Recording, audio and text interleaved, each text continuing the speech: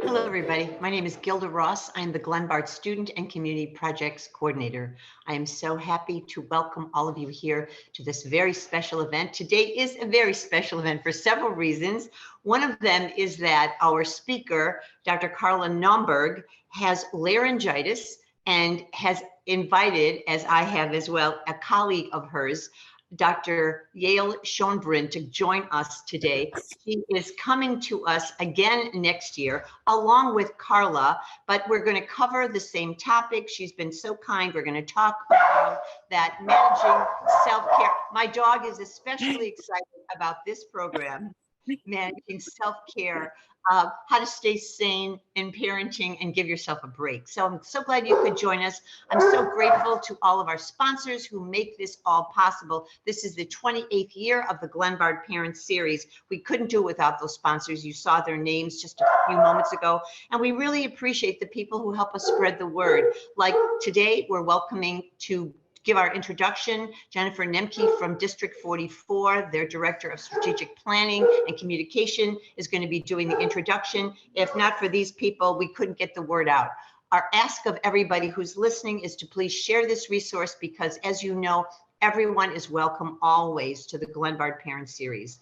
Please let your sister and brother and family members and cousins and aunts and friends around the country know we are free, we're virtual, everyone's welcome to come. So check out the Glenbard Parent Series. We have 50 programs every year. Check it out, find the programs that speak to you. I am very excited about this topic. Seems like the perfect time of year for us to go there. So let's get started. Jennifer, please take it away. Okay, thank you. So I'm here to introduce Dr. Yael Schonbrun, who is a clinical psychologist, assistant professor at Brown University, co-host of Psychologists Off the Clock, a podcast about the science and practice of living well, and a mother of three. Yael's academic research explores the interaction between relationship problems and mental health conditions. She is the author of the just released and highly regarded book, Work, Parent, Thrive, 12 Science-Backed Strategies to Ditch Guilt, Manage, Overwhelm, and Grow Connection When Everything Feels Like Too Much. In her private practice, writing, and podcasting, Yael uses evidence-based science to help individuals and couples learn to manage work, parenting, and marriage in more effective and fulfilling ways. She draws upon treatments that integrate ancient Eastern philosophy with scientifically backed practices. Yael's writing on work, parenting, and relationships has appeared in the New York Times, Wall Street Journal, Greater Good Science Center, Behavioral Scientist, Lilith Magazine, Psychology Today, and Motherly. We are thrilled to welcome her to today's important GPS conversation. Thank you so much for that lovely introduction, Jennifer. And thank you so much to the Glenbard Parent Series and to Gilda for inviting me. I'm truly honored to be a part of this series, given the amazing lineup. This really is such an incredible resource, and what a treat to be a part of it and to be starting off 2023 talking about giving ourselves a break, which is so important as parents. So what I'm going to do is just give me a moment to share my screen, and we will start chatting about how to practice self-compassion and give yourself a break, because you are not a bad parent no matter what you think. So I just want to start off by giving a little bit of a roadmap. So we tend to find ourselves thinking that we're bad parents. This is a really common thought. And I often like to start the conversation by just asking people who here has had the thought that they are a bad parent. Now, if we were all in the room with an auditorium, you'd probably see every single hand go up. And next I might ask, who here has shared the thought that they think that they are a bad parent with another parent? And again, most hands go up. And this is kind of the harder part to admit, but let's be honest, who here has had the strong assessment that another parent that they've witnessed parenting is a bad parent? And again, most hands sort of like sheepishly go up. We have that thought, we're a bad parent, you're a bad parent, this is kind of evaluative thought. And so we're going to start off by talking a bit about why that thought is so dominant, so pervasive, comes up so much. Next, we're going to talk about the consequences. Just because it happens doesn't mean that it serves us well, but there is a function to it. There's a reason that we have that thought. And understanding why we have that thought can help us to figure out what to do with it. This is a very common theme in psychology, that just because we feel something or think something doesn't necessarily mean we need to follow it to its logical extent. We can make choices. This is sort of the beauty of being human, is that we have the ability to make conscious decisions about what we do or what we don't do, what thoughts we get absorbed by and allow ourselves to get absorbed by versus what thoughts we unhook from. And then we'll talk about self-compassion, this different path forward and what that actually looks like. And we'll talk about some practices, and hopefully we'll have some time even to stop and actually do some practices. We'll see sort of how quickly I go through things, but I do want to just mention that there will be time at the end for questions and answers. So please do send Gilda any thoughts, and we'll try to get to those as well. All right, so this is kind of the roadmap in more pictorial terms. So we're going to start with the causes, then we'll talk about the consequences, and then the how-tos. Sorry, there we go. Okay, so some of the causes have to do with nature, right? That's sort of a nature and nurture component to why we have the thought. So commonly that we're a bad parent, you're a bad parent, and talk about sorry. Sorry about that. And that wiring is embedded in our brains for survival purposes. Self-criticism, those harsh thoughts, help to motivate us to prioritize our own and our offspring's safety. So for example, if we got too comfortable with ourselves as parent, we might not keep an eye out for dangers. We might leave our child on the side of a mountain in pre-modern times, not worry about whether a predator might sniff them. And so that thought of I'm a bad parent kind of cues you to like pay attention in this very threat-oriented way.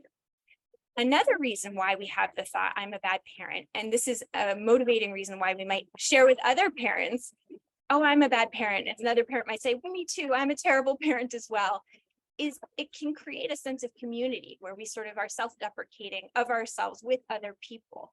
And there can be a benefit to that, but there are some drawbacks, and we'll talk about those. Then there's also this nurture component, this societal piece that I think is really prominent these days, where we are just faced with an onslaught of messaging about what is expected of parents, what good parents look like. And some researchers have defined this as like the intensive parenting culture, where it feels like in order to be a good parent, you have to take your kids to all the activities. You have to make sure that they always feel good, that they always have the kinds of phones that their peers have. And there's this sense that if you're not doing all of the things all of the time, that you're a bad parent. Similarly, if your kid has normal, natural human experiences, you might have that thought, given that we have such an emphasis on feeling good all the time, that you might conclude that I'm not a good parent if my child is embarrassed or has failed or has forgotten something important. So this consumer-driven culture really feeds on that, because it prompts us to, well, if you're not doing well, there's an expert who can give you an answer. There's a book that can solve your problem. There's a product that can fix this thing that's uncomfortable. And so this kind of natural tendency that we have to want to do the roles that we care about most better gets monetized and really pressurized in this culture where we can start to kind of buy our way out of some of these efforts. So that kind of summarizes this idea of the messaging is driven by our consumer-driven culture, this tendency to identify like what isn't perfect in the standards that have been established by our consumer-driven culture, and because we really do care to do well in the roles that matter, and we've landed in this place in our time and culture where doing well is defined in this way that's fairly unrealistic and honestly fairly unhealthy. We'll talk a bit about that as well. All right, so now we're going to talk a bit about the consequences of these thoughts, of having that regular thought, I'm a bad parent. And here's sort of where this term evolutionary mismatch comes, because what used to be really helpful for us, right, keeping our kids safe in pre-modern times where they were really at risk of being harmed by a predator, where we really needed to pay attention, is no longer true. So self-criticism once upon a time kept us and our children safe. But in modern times, that self-criticism causes more harm than good.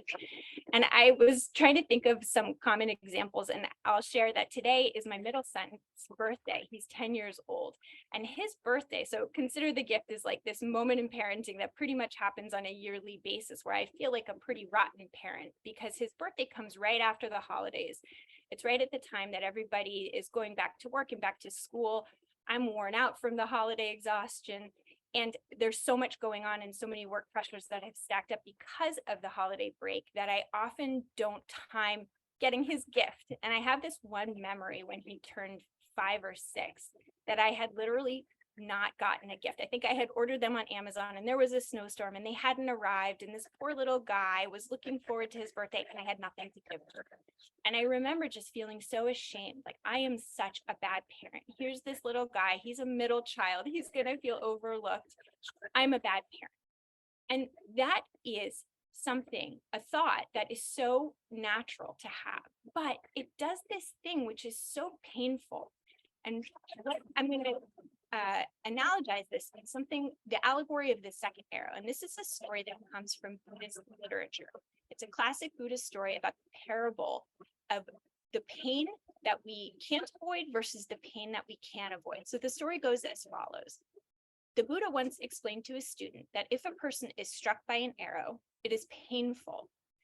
Sometimes, no matter how smart, strategic, or well-resourced we get struck by arrows. These are the slings and arrows of life that we have no control over, right? I don't have control over the fact that his birthday comes right after the holidays or that I'm really overwhelmed and distracted. I certainly don't have control over a snowstorm that slows Amazon deliveries down. And it's still a bummer. Like it was a bummer for him. It was a bummer for me that I didn't get the gift. But the second arrow is often the more painful arrow, because what happens is right in the place where we've been shot by the first arrow, we now shoot ourselves with the second arrow with our self-judgment. So in life, the Buddha explained to his student, we can't always control the first arrow. However, the second arrow is a reaction to the first. The second arrow is optional. And here's where self-compassion can help us to pause before we shoot ourselves with the second arrow and do something that's a bit more healing. So the consequences of the second arrow, let's kind of walk this birthday gift example slowly, is in how we feel. So on my son's birthday, this light of my life child, what I want to feel is present and connected to him. But when I'm feeling ashamed, I feel retracted and I don't feel like I can enjoy and celebrate in the open, loving way that I might if I wasn't feeling that self-criticism if I'm a bad parent. The second thing is it really impacts how we learn and how we model learning. So many parents are familiar with the work of Carol Dweck out of Stanford about growth mindset versus fixed mindset. But we think about this typically in student learning, but actually growth mindset versus fixed mindset applies to so many different domains of life that are really important for our functioning well. And this is true in parenting. So when something doesn't go as well as we like, the tendency to label ourselves will drop us into a fixed mindset. This idea, and the way that fixed mindset is defined, is the belief that capacities are inborn and unchangeable. So if I'm a bad parent, if I'm a forgetful parent, if I'm an inattentive parent, if I'm a neglectful parent, that statement really embodies the sense of this is how it is and it can't change. A growth mindset, on the other hand, suggests that where we start is not where we end. And that difference between where we started versus where we ended can be influenced by our effort, by our willingness to try and practice, by our willingness to ask for help, by our willingness to try different things, and even in the face of failure, not to give up. And when we tell ourselves out loud or internally, because our kids are so sensitive to the lessons, they're watching us, they're absorbing, and they're absorbing lessons from the model that we portray to them.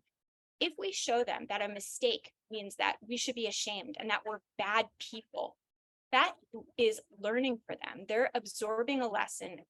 Mistakes are not to be tolerated, and or mistakes are evidence that you're not good at something and that there's nothing you can do about that. So we want to be very careful about labeling ourselves as bad parents, not only because it doesn't feel good for us, but also because it teaches them something that isn't very helpful.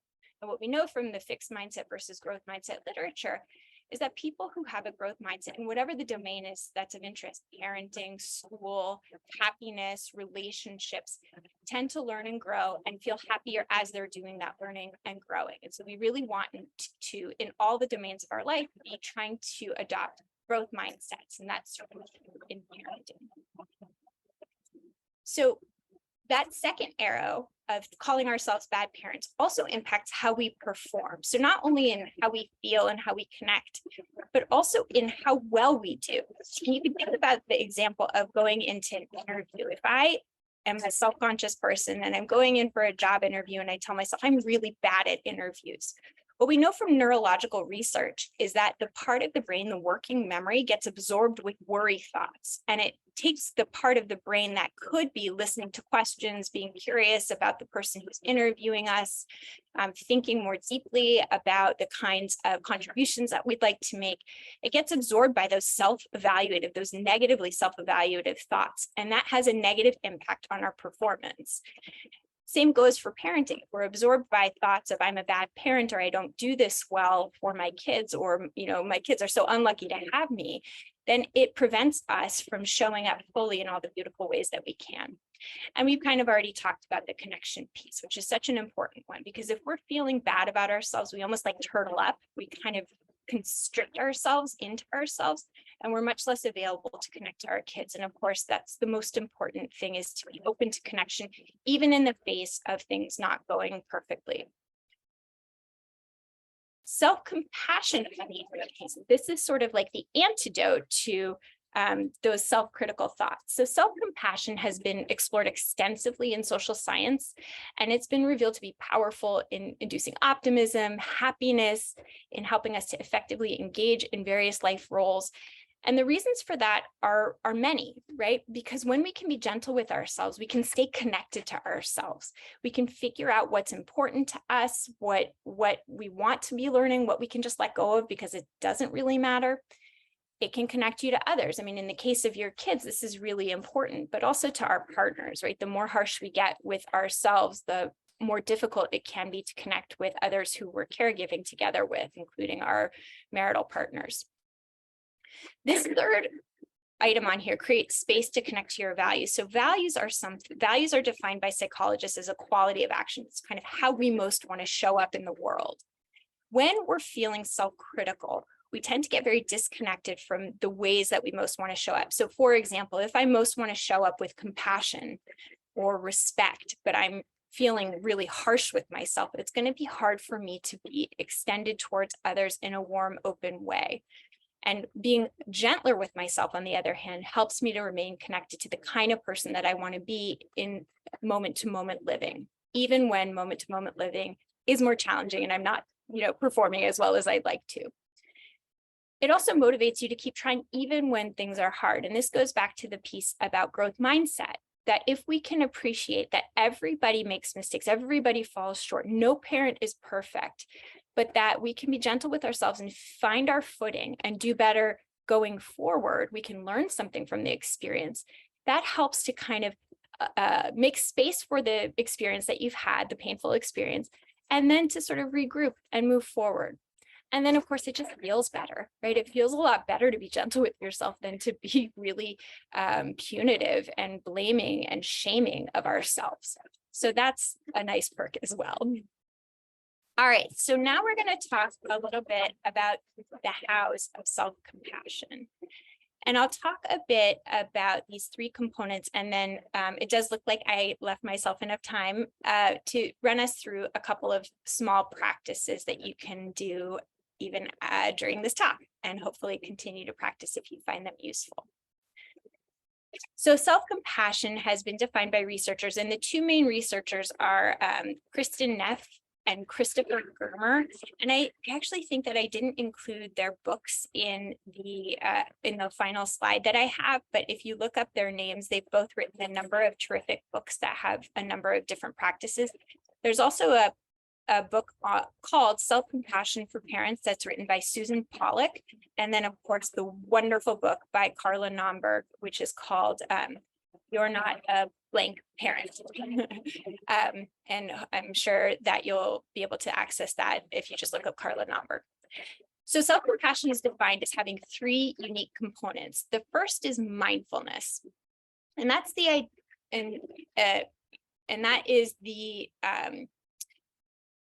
idea of holding your painful experiences, feelings, and thoughts with non-judgmental mindful awareness. That's just a fancy way of saying, like, allowing yourself to feel and think whatever you're feeling and thinking without criticizing it. So if you feel like that didn't go well, to allow yourself to feel it without layering that second arrow of, you're such a bad parent, right? It didn't go well, I'd like it to go better, is so different than it didn't go well and I'm a crappy parent. So it's the first arrow, being in touch with the first arrow without shooting yourself with that second arrow. And that might sound corny, but allowing yourself to experience sadness, the unhappy story, incapacitating exhaustion, and maybe even fury can actually help you to manage those experiences more strategically. When you hold those feelings with kindness and a sense of common humanity, which I'll talk about in a moment, you allow yourself to feel your feelings before you take any kind of action. And that, again, helps you to connect to your values rather than operating on autopilot and then sometimes doing something that you feel ashamed of that you have to kind of backtrack. The second component on the bottom here is self-kindness, and that's the idea of being kind and understanding toward yourself. It's easy enough to offer kindness to people you care about, including your children, close friends. Some research even suggests that it's easier for us to be kind to our pets than it is to ourselves, which is very unfortunate. And I think for that reason, it's a good cue for us to really build that muscle because it's not something culturally that's taught to us. So self-compassion involves building that muscle in very particular ways. And the final component of self-compassion is something that's called common humanity. So that's the idea of the universality of this experience. So often when we're feeling ashamed, we feel very alone in it. Like nobody else knows how bad of a parent I am. But this practice is a very deliberate practice that connects you to the fact that most parents have had that thought, have had that feeling, have had that experience of not being the kind of parent that they most want to be. Ironically, this is even true about loneliness. When we feel all alone, that can be a cue to connect into common humanity because, of course, loneliness is a universal human emotion. And when we recognize that painful feelings like those of isolation occur for everyone, we can actually use them to connect to other people. All right, so those are the three components. So we're actually going to just walk through some practices that I teach in the therapy room for each of these components. So the first one is a mindfulness practice. So again, just to remind you, as I described before, mindfulness is described as non-judgmental awareness of the present moment. So the simplest way to practice this is just noticing non-judgmentally. Sometimes you can even notice your thoughts non-judgmentally, your judgmental thoughts non-judgmentally, which is kind of a mouthful to say. So if you're following along with me, you can go ahead and close your eyes and think of a recent parenting experience where you felt ashamed of yourself. So in my case, it would be this morning when I gave my kids too much sugar for breakfast and set them off on a long day, probably without the most healthy experience of food in their stomachs for a long school day. And I might have the thought, I'm such a bad parent, I should have woken up earlier and given them protein. Other parents do it better. They're going to suffer. And I want you, in your own experience, in your own recent parenting experience, to think of a moment where you were feeling self-judgment about a way that you parented. So we're going to start with the cognitive piece, with the thoughts. So what are the thoughts that you had about yourself? What thoughts ran through your mind?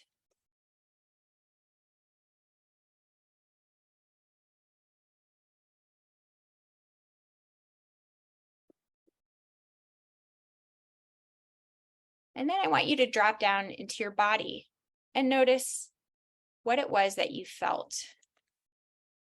Do you feel a tightness in your chest, in your stomach? Do you get sweaty? Do you get chilly? Do your shoulders go up?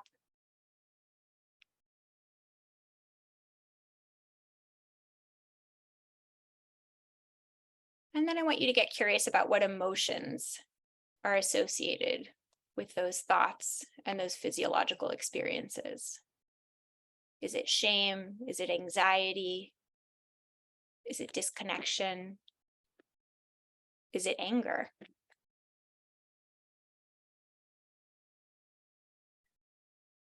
And as you're sitting with that experience, just see if you notice any evaluation of the experience. Notice that second arrow. Rather than getting hooked on it, you can actually label it with the phrase, I'm having the thought that I'm a bad parent, or I'm having the feeling that I'm having a bad parent. And by adding that prefix to the thought, I'm having the thought, or by adding that prefix to the feeling, you create just a bit of distance rather than being totally hooked on that arrow. You're taking an opportunity to have a bit more perspective, to be more in the observing stance as opposed to in the receiving the arrow stance.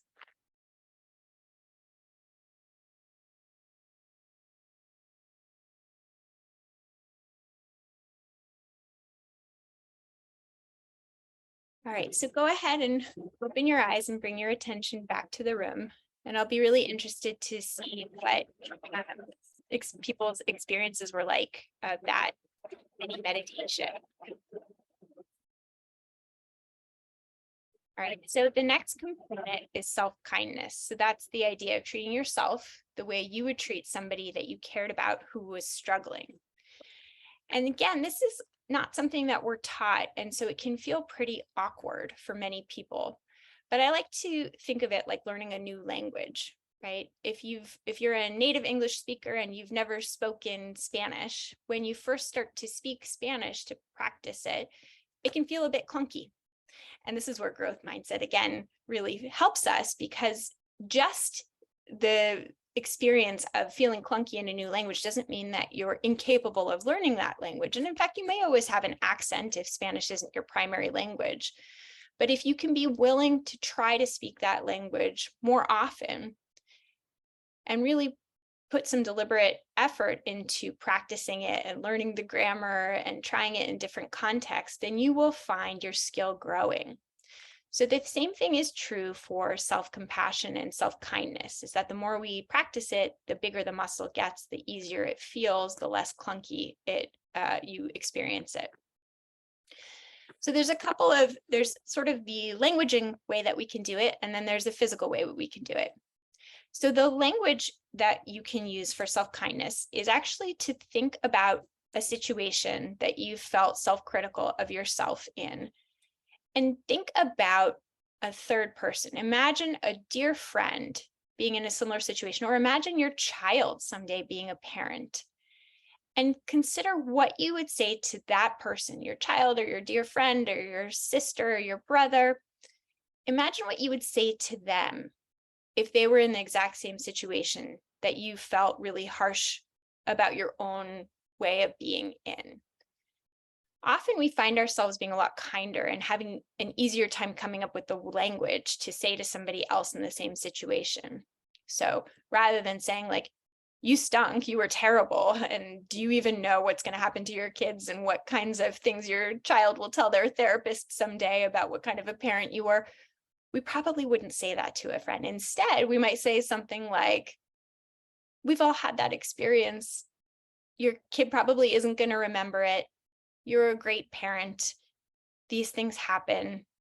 You know, you can always learn and try to do better the next time, but it probably wasn't even as bad as you thought. Sometimes it can be helpful to actually write those words down and read them to yourselves as if somebody else wrote them. But either way that you do it, writing it down, saying it aloud, or even just thinking it in your own mind gives you an opportunity to practice saying the kinds of things to somebody else, but saying them to yourself. The second way, the more physical way, is to offer yourself kind touch or a caring gesture. So what we know is that when we're being hard on ourselves, it often is the case that our physiology gets elevated. We feel more stressed out, right? This is kind of a part of the tightening that I was talking about earlier that makes it hard to connect to other people.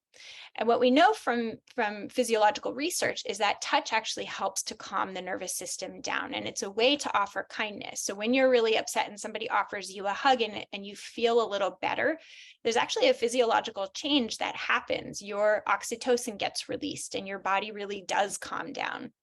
So it's very lovely to get a hug from somebody else. But the beauty of self-compassion is that we don't need anybody else. It's something that we can offer to ourselves, which is so empowering. We don't need to rely on anybody else. And often in the parenting world that we live in, there really isn't anybody that we can rely on because we're often doing these things on our own or with our kids. And kids just happen to be notoriously unreliable for offering compassion.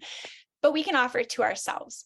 And these are things to practice. So for many people, self-touch can feel a little awkward, but try it even right now and try it different ways. So for some people, like a hand on the cheek and doing it thoughtfully can be really calming. For other people, a hand on the stomach or even a small hug can be soothing. And then another way that Christine is actually in kind of a soothing way. So if you can actually practice this in this moment and really think about like what kind of touch might be helpful to me, then in moments where you're feeling self-critical, you can engage practices of self-compassion by offering yourself that touch on the cheek, the little hug, or even the hand rubbing from side to side.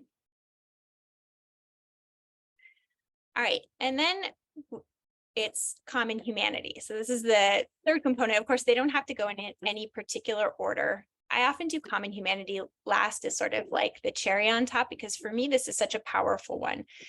I've often talked with parenting peers of mine who ask me why I'm not harder on myself. And I often tell them it's because I'm so deep in this literature, in the science of it. And I also do a lot of parent coaching and couples counseling. So I just am abundantly aware of the universality of the experience of being a human parent. I know everybody has those moments where they feel absolutely rotten, like they're the worst parent in the world. And I know that if everybody's having it, that it can't actually be true. It's a little bit like that best cup of coffee in New York City. Like if everybody's got the best cup of coffee, probably nobody does. We're all in the soup together. Parenting is tough and we all have those moments. And in fact, what makes a good parent is somebody who can roll with the tough moments, learn and grow, and teach their kids that those moments are a part of life. So that common humanity piece can be so abundantly healing and helpful in moments where you're feeling really rotten. And one thing that I think can be helpful just even in this moment is to zoom out a little bit and reflect on the parents worldwide who are doing this thing imperfectly, this thing that we call parenting imperfectly. So I was going to just share a quick clinical anecdote before finishing, that I had a patient, I'll call her Nina, who is a really tired working parent. And I worked abundant focus on self-compassion with her. She was a single working parent with a 2-year-old. And so every day that she worked, she would have to drop her 2-year-old off. Her 2-year-old would be hysterical with crying as Nina drove off and had to go to work. And Nina was a teacher, so she'd get to work and she would have these shameful thoughts. I'm the worst parent in the world. And my daughter is gonna, be suffering the consequences of my terrible parenting for the rest of her life. And so what we did was we worked on these practices of self-compassion, of her really making contact with her shame about leaving her child, about not being there, given that she was a single parent, feeling like the responsibility was even more heavy on her.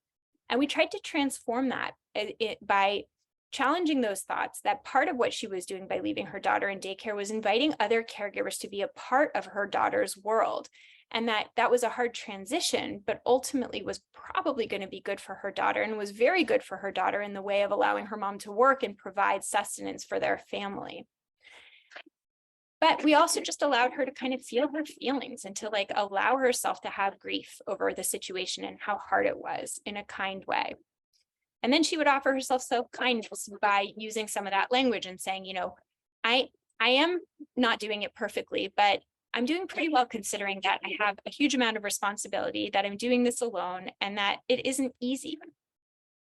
And she would make contact with the ways that she was not alone in it at all. She had other caregivers that were alongside her, and that there were other single parents in the world trying to do this ridiculously challenging task of raising a child on their own while working. And so, she would do things like, when the thoughts came up, she practiced observing them and note to herself, I'm having the thought that I'm a failure. It's just a thought. And then she try to follow the failure label up with more helpful and nuanced thoughts, like I'm a working parent who multitask pretty well considering. And that new approach of responding to her I'm a bad parent thoughts really opened her up to all the ways that she was doing just fine. It also opened her up to connecting to values of being more present wherever she was at, rather than being caught up in the shame spiral that would typically follow her, or that she would typically drop into. She realized that she could do better by being present when she was at work and being really present when she was in her parenting role, that actually helped to alleviate some of that guilt. And so she started adopting practices, for example, of leaving her phone and her computer in a different room when she was spending time with her daughter in the evening, and on writing down thoughts that she had about her daughter when she was at work and putting them in a particular place and then returning to her work tasks. So it allowed her to be more present. So here's the thing though, self-compassion doesn't undo the challenges, because as she told me, not everything had changed just because she had worked on self-compassion. She told me, I still feel like my daughter's a handful, and I'm still always short on time, and I still haven't figured out how to take a much needed break, and I still feel like I dropped the ball on parenting a lot. But when she could put those self-compassion practices into practice in the rougher moments, pausing, noticing, taking a soothing breath of self-kindness to remember, like many parents, she had a load that sometimes felt intolerable. She felt a lot better about how she could weather the challenging moments. And she felt like she could have a bit more control over some of the parts that felt important to her.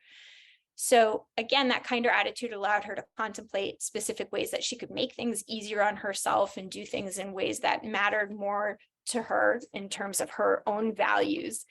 And again, it's not like the panacea, but it's just kind of like a soft coating that can make all the challenges of parenting a bit easier to tolerate, to weather.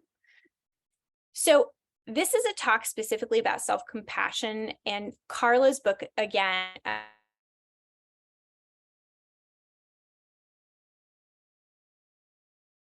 is about working parenthood, has threads of self-compassion throughout, but it really applies it more to people who have multiple demanding roles. So I'll just kind of give a note to my book. And we, as Jennifer mentioned, I'm a co-host on Psychologist Off the Clock podcast. We actually have a number of episodes. I know that Glenbard Parent Series has had Kristen Neff on before, but we also have interviews with Kristen Neff and with Chris Germer and Susan Pollack and Carla Nomberg. So you can check those out if you're looking for additional resources to what the Glenbard Parent Series offers, which is terrific. And then you can check out more about my book. And if you have questions, you can also email me. But I'm going to go ahead and stop the share and invite any questions that you all might have. Thank you, Yael. That was outstanding. I have lots of notes here for myself. So my first question, and we're having you back next year, but I loved just for a moment, if we can talk about what drove you to write your book on Work, Parent, Thrive. Oh, sure. Yeah. Well, when I became a working parent, I actually really thought I was going to have it in the bag. This is sort of like my arrogance preceded me into this role, because I was a postdoc at the time. I had a very flexible job. I had a supportive partnership, and I was so excited to become a parent. So I loved my job. I loved the idea of parenting.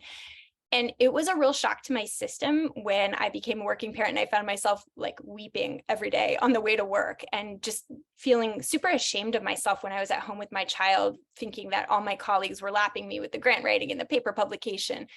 And so I did what all nerdy people do, which is I started to read everything that I could get my hands on from the bookstore and the library at first. And what I found there was really interesting, but really narrow. It was mostly about the systemic barriers that many working parents, in particular mothers, face, which are abundantly true, and also about time management. That, oh, if you could only just manage your time better, then this whole working parent thing, could be more feasible.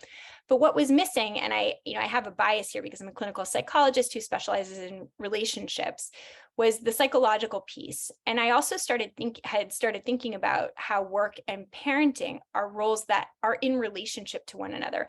And so for me, what was in the books wasn't sort of capturing what my experience was and what I was interested in thinking about. And so I started diving into the academic literature, and there I found more of what I was looking for. I found this concept called work-family enrichment, which is basically the complement to work-family conflict. And I was like, oh, they can have different relationships to one another.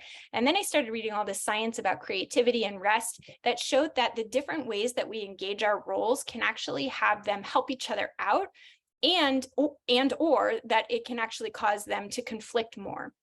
And so I started thinking more about the identity piece and also the relationship piece. And that's kind of how this book was born.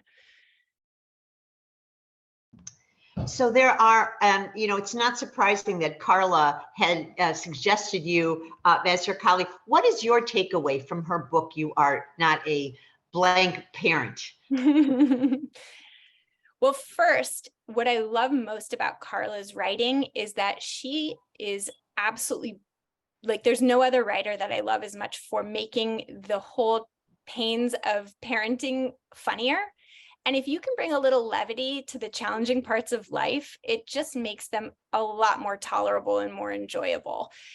So I think many parenting books are really absent the fun and the humor. And I think it's a shame, because if we can't bring a little fun and humor into the most important roles in our life, I think we're missing an opportunity. So that's the beauty there. The other part is that she's so good at translating the science into really practical, fun ways to actually practice what we know works. Self-compassion is something that's been really well studied. We know that it's better to be self-compassionate with ourselves than to be hard on ourselves. But it's very hard to figure out exactly how to do it. And so her book really engages you in a very fun way. Like, you don't even know that you're learning as you're reading it, but you are, and then you're left with these things that you can actually do. So, her earlier book, How to Stop Losing Your Temper with Your Kids, there's some profanity in there too. I'm misquoting it a little bit. Does the same thing. Like, we all have lost our minds with our kids in ways that we're not proud of, but we don't know how to do it differently. And she walks you through like the neurological pieces that are happening, and the behavioral pieces that are happening, and the cognitive pieces that are happening. And she gives you practices that you can try differently. So in her books, she's bringing in fun, she's bringing in science, and she's bringing in practices. But the way that it feels as you're reading it, it just feels like a fun read, which is such a joy as a parent who probably has very limited time. Thank you for that, Yael. And that's why we're looking forward to having her back and having you back. You're up. Go, please. Oh, sorry. There was a delay, so I didn't mean to talk over you, Gilda. No. It's your turn, Jennifer. But I did have a question actually that I had written down as you were speaking, and then it follows up so nicely with what you were talking about. I was wondering if you could reflect a little bit as a parent myself, something that I really struggle with, and that self-compassion piece is that balance between your children seeing you have that breakdown or that bad moment where you speak to them in the way you wish you didn't, or you're overwhelmed with emotions for something you're navigating yourself and they see it. How, what is some advice or some of your thoughts or perspectives on that, striking that critical balance as a parent of allowing yourself to express your emotions to your children, to model for them how to work through that, versus taking it to the step where you're like, I actually should have done that differently. I should have used a different strategy. I shouldn't have spoken to them that way. I'm wondering if you could reflect on that a little bit more. So I think you're asking such an important question, but I think you can do both. And sometimes you can even do it at the same time, because no matter how skillful you are, you're going to bump into those moments where you didn't do it as you'd like to. So I think it's always nice to aspire to keep it more together. So when I'm tired or stressed out, like I do this for a living, and I still fall apart with my kids, with my 3 kids, and they know that. And sometimes it's not pretty, and it's definitely not my finest moments. And I'm always aspiring to figure out, to sort of catch myself earlier in my own process. Like, okay, I know that I need a certain amount of sleep. I know my tells of when I'm sort of about to hit the wall. And every time I'm like, no, I knew that was coming. I need to do that better next time. I need to like be more deliberate. And I have all sorts of practices where I have like all I can fit.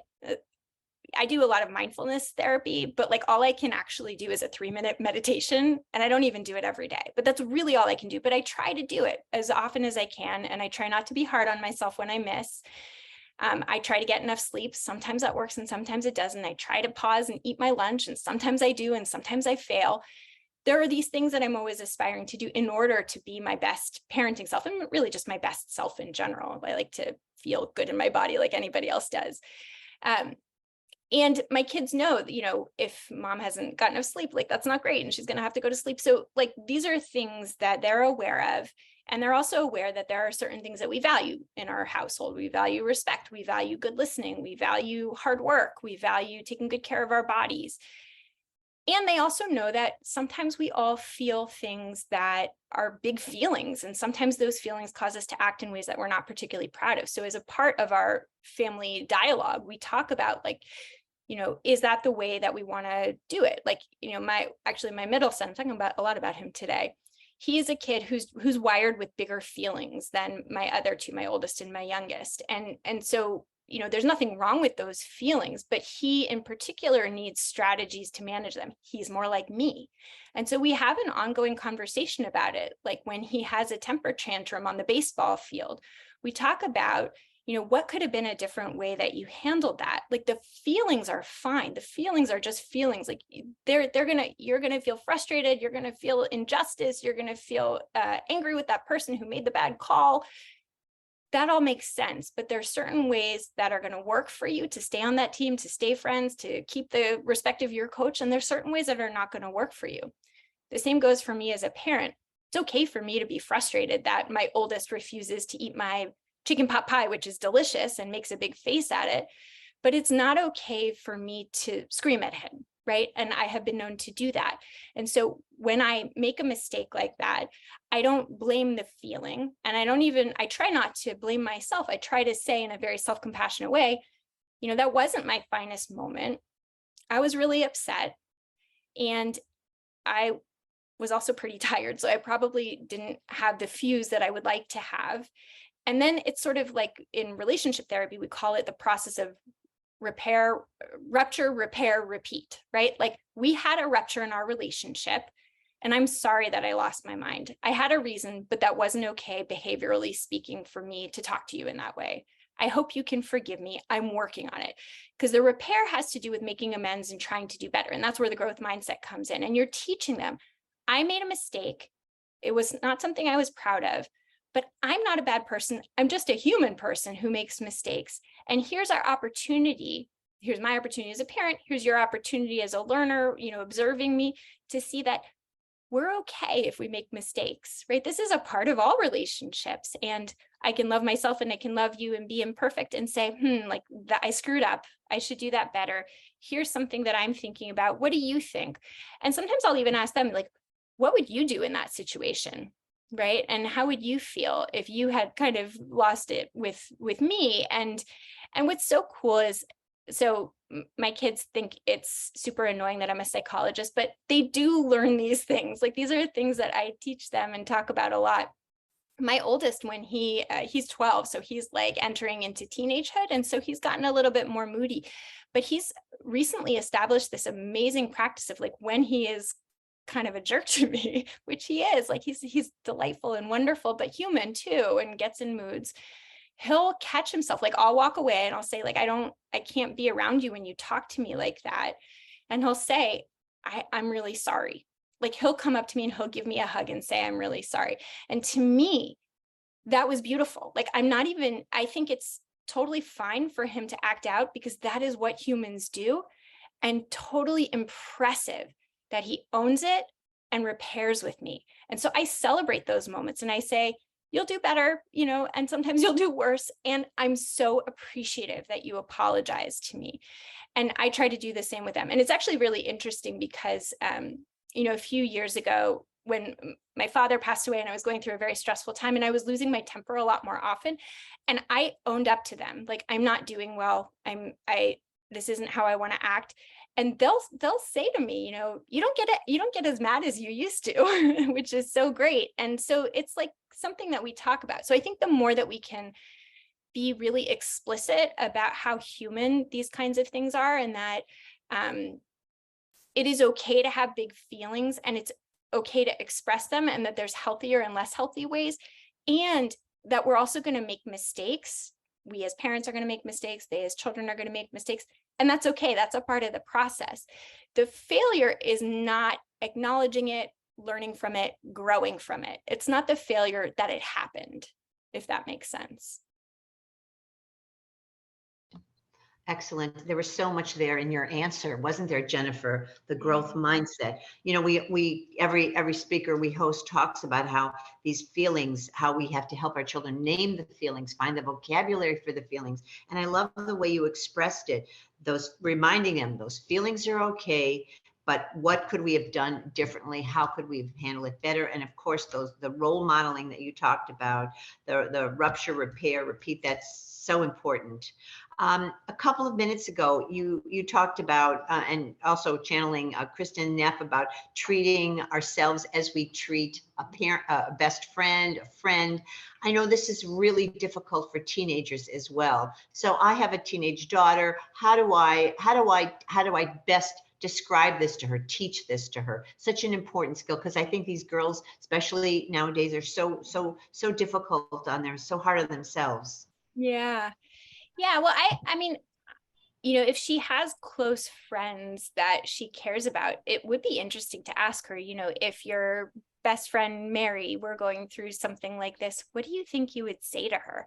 And really, like, take her out of the equation. Like, it's not you, it's Mary. Like, imagine that Mary was feeling, not good about her physical appearance, or feeling rejected by, this other friend. What do you think you would say to her? Because you think Mary's great and you think Mary, does well. The other thing, so sometimes it's hard for kids to even imagine what they would say to somebody else. It can be interesting and an interesting perspective taking experience to ask them, what is it that they would like to hear? And I think this is especially helpful with teenagers, because sometimes they're looking for something and they don't even know what it is. And so really pushing them to pause and be reflective and do that perspective taking.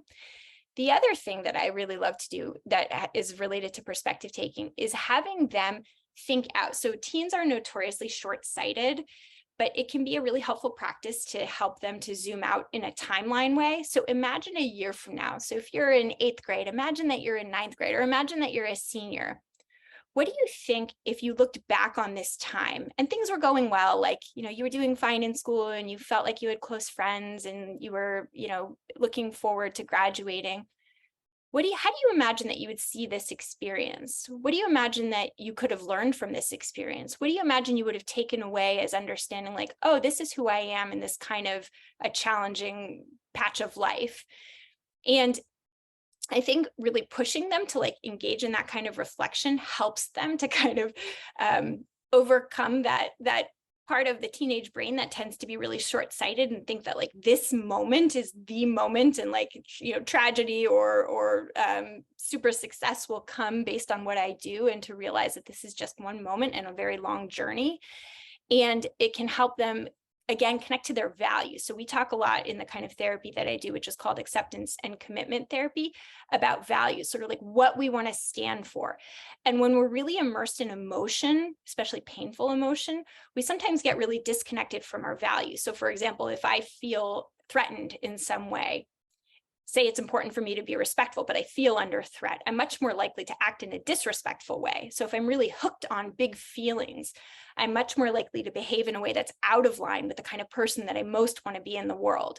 And so what's helpful is to kind of pause in that emotion and think outside of the moment that you're in. So that sort of like, you know, a year from now, if I behave this way or that way, which way would I be more proud of? The same thing goes with being at the receiving end of self-compassionate words, right? That we get so inside of big emotion that sometimes we can't even hear anything. And so pushing ourselves to kind of step out of the moment that we're in and getting curious actually allows us to absorb more input, right? Sometimes teens they're in such big feelings that they can't really absorb input. So doing some of these zoom out techniques can help them be a little bit more receptive. I love that zoom out techniques. You talked a moment ago about your 12-year-old as he's approaching the teen years, being a little, being moody. For that parent who's in a similar situation, how have you prepared yourself for a parent getting ready for that child to now be in the teen years? A whole lot of denial. No, I'm just kidding. I mean, the great iron is he's like this sweetest kid in the world, and he's like gonna hit puberty way later than any of his peers, just because my husband and I both hit puberty late. So I'm like, maybe it won't happen until he's like 18 and about to leave the house. And I'm also sad too, because we're so close, he and I. And I think this is a real pain point as a parent, that we see our kids growing, and it's so bittersweet, because on the one hand, they're turning into these incredibly interesting, independent people, but on the other hand, they're moving away from us, which is one of their developmental responsibilities. And so for me, I try to really be in touch with that bittersweetness. I think you've even had Susan Cain on. Have you not? Have you recently? Yes, yeah. yes. So people can check, on the YouTube channel. Yeah. And tell them the title of Susan's book. It's bittersweet. Yeah. Which is for me, such a term that really captures all of parenting, because, you know, if my kids were not hitting those milestones, that would feel really terrible, but that they are hitting them feels bittersweet, right? It's so great and so sad for me and for them, I think, because, you know, they've also treasured that close relationship that we've had. So I think, you know, one thing to remember is that it's normal and healthy for kids to go through those developmental milestones, and that as you're losing something, you're also gaining something, which is part of what the bittersweet title really implies.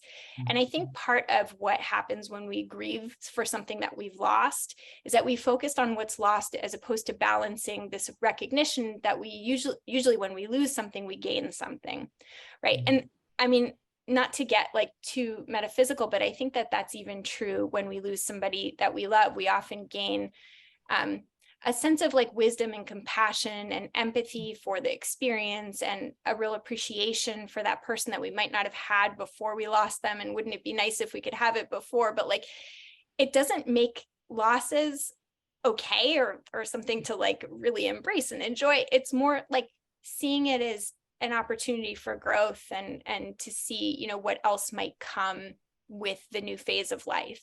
And so for me, that's really what each of the developmental transitions that my kids have gone through have brought, is this awareness of, you know, where are we going next? You know, I really still feel so much nostalgia for those early years of parenting babies when they were just so sweet and I could like hold them close and snuggle them. And now they're so independent and I miss that sweetness, but there's something so amazing.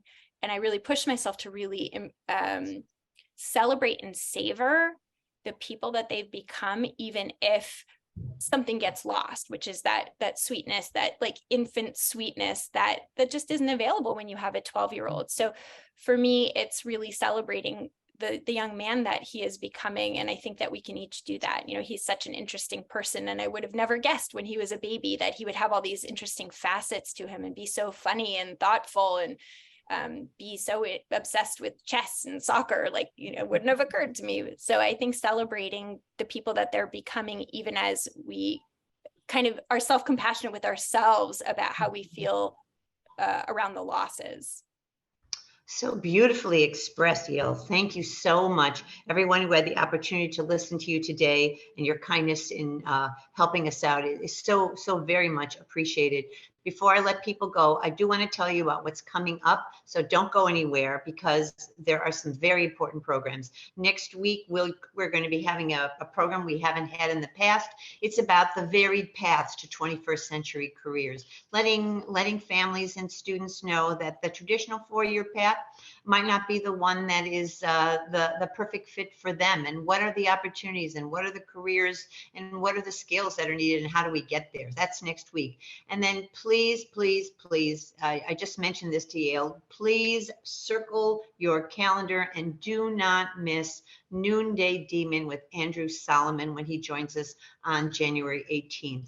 Andrew Solomon, just as Yael has expressed all of these important thoughts so beautifully, he expresses what it is like to be depressed in a way that I have not heard anyone else describe it. If you know someone who maybe doesn't understand it or lives with someone who is depressed, it is a program not to be missed, really special opportunity. And then we will be hosting Michelle Garcia Winner on strategies to foster social skills for those students who really struggle and just those who need to take the perspective of others. So, and then finally, I want to mention that we'll be kicking off Black History Month with another important program. Zaretta Hammond will be talking about motivating, supporting, and expanding the capacity of all students. Please do get these on the calendar. Do share. A special thank you to Yael today, who was so kind to come and spend